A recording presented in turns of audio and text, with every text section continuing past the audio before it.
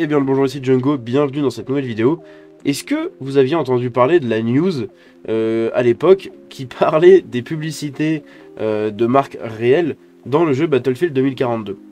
Si vous n'avez pas vu du tout passer cette histoire-là, il faut savoir que dans Battlefield 2042, il y avait des news et des pubs pour Logitech, il me semble, et pour d'autres trucs comme ça, je sais plus les marques, mais je crois qu'il y avait vraiment Logitech.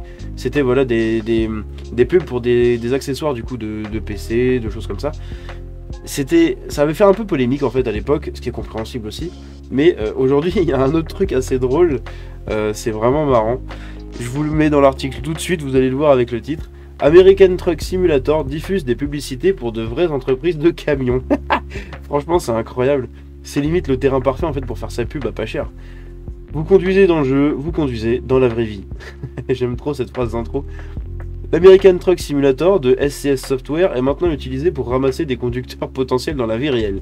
Comme l'a révélé un récent rapport d'Axios, la société de camionnage Schneider National a commencé à diffuser des publicités en jeu plus tôt cette année pour courtiser les joueurs du titre de simulation populaire. Leur raisonnement est en fait le même que celui de l'armée américaine pour les joueurs de Call of Duty ou de Battlefield. Vous aimez jouer au jeu, n'est-ce pas? Comment aimeriez-vous faire cela dans la vraie vie et être payé pour cela? Bon, j'avoue, pour un truc où on conduit des camions, devenir transporteur, bon, ça va. Devenir militaire pour l'armée américaine et tout, c'est un peu limite quand même, comme recrutement.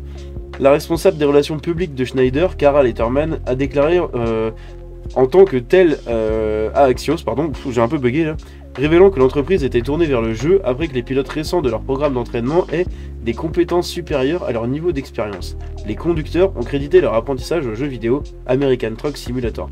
Ok, donc on comprend un peu mieux en fait. Du coup, la grosse boîte qui fait de la pub dans le jeu, c'est parce que quand ils ont recruté des gens, ils ont vu qu'ils avaient des compétences supérieures à leur niveau d'expérience, et les gens se sont justifiés en fait, du coup de ces compétences supérieures, que c'était grâce au jeu American Truck Simulator. Franchement, trouvez-moi une news plus incroyable que ça, c'est un truc de ouf. Plus tôt en juin, SCS a parlé de l'inclusion des publicités de Schneider dans son jeu. Appelant Schneider l'une des plus grandes entreprises de logistique aux États-Unis, le développeur a déclaré que les publicités sans nom, je sais pas du tout ce qu'ils ont voulu entendre par là, pas de la promesse en offrant quelque chose de précieux à nos jeux, ainsi qu'à l'industrie automobile. La campagne de recrutement nous permet de répondre aux besoins de l'industrie du camionnage en général, compte tenu de la pénurie actuelle de professionnels qualifiés, a poursuivi SCS. Selon Letterman, il est trop tôt pour vraiment dire si les annonces ont eu un effet sur les embauches de Schneider. L'entreprise serait optimiste quant à ses gains. Évidemment, hein, je pense qu'il y a forcément des gens dans le lot qui vont y aller. Hein. Les industries à forte intensité de main-d'œuvre utilisent des jeux pour attirer de nouvelles recrues. Et ça, c'est un autre point intéressant. C'est l'impact aussi qu'ont les jeux, du coup, pour ce genre de choses-là. Faire des pubs pour un truc dans un jeu, si c'est un rapport avec le jeu, bah c'est vrai que c'est logique en fait. Et pourquoi les gens iraient pas voir le truc dans la vraie vie, du coup? Avec cet accord actuel avec Schneider, les industries du camionnage et de l'industrie militaire admettent qu'elles ont désespérément besoin de sang neuf. Leurs emplois respectifs peuvent être intenses physiquement et émotionnellement, et cela n'aide pas quand les deux n'aient récemment pas réussi à attirer plus de membres. Au début du mois de mai, il a été rapporté qu'environ 78 000 conducteurs ont quitté le camion au total en 2022, en partie grâce à la pandémie. On pense que ce nombre doublera d'ici le début de la prochaine décennie, et la seule solution est d'amener environ 1,2 million de nouveaux conducteurs. C'est énorme quand même.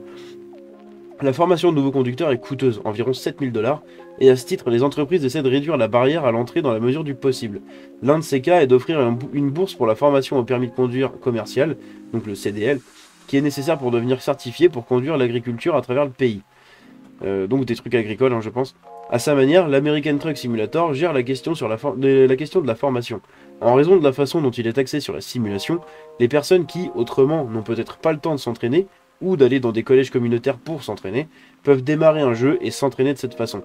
Que l'on considère que c'est une bonne chose ou une mauvaise chose, cela semble être efficace. SCS a clairement indiqué que son accord Schneider allait conduire à d'autres partenariats plus tard, et a ajouté qu'il trouverait d'autres opportunités afin de créer un monde de jeu plus immersif et plus utile.